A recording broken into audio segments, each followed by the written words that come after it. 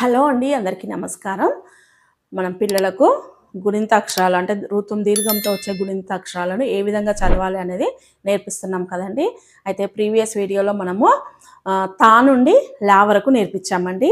ఈరోజు మరికొన్ని గుణింతాక్షరాలను అయితే పిల్లలకు నేర్పిద్దామండి. ఓకేనా అండి? వాకృత్వం దీర్ఘం ఇస్తే వ్రూ, శాకృత్వం దీర్ఘం ఇస్తే శ్రూ, శాకృత్వం దీర్ఘం ఇస్తే శ్రూ, సాకృత్వం దీర్ఘం ఇస్తే శ్రూ, హాకృత్వం దీర్ఘం ఇస్తే హ్రూ,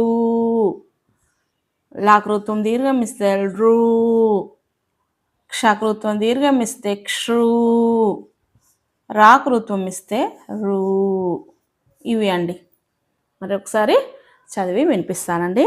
వాకృత్వం దీర్ఘం ఇస్తే వ్రూ, శాకృత్వం దీర్ఘం ఇస్తే శ్రూ, శాకృత్వం దీర్ఘం ఇస్తే శ్రూ, సాకృత్వం దీర్ఘం ఇస్తే శ్రూ, హకృత్వం దీర్ఘం ఇస్తే హ్రూ, లాకృత్వం దీర్ఘం ఇస్తే రూ, క్షకృత్వం దీర్ఘం ఇస్తే క్షూ, రాకృత్వం దీర్ఘం ఇస్తే రూ. ఇవండి ఋతుం దీర్ఘంతో వచ్చే గుణింతాక్షరాలు. మరి చక్కగా మీ పిల్లలకు నేర్పించండి.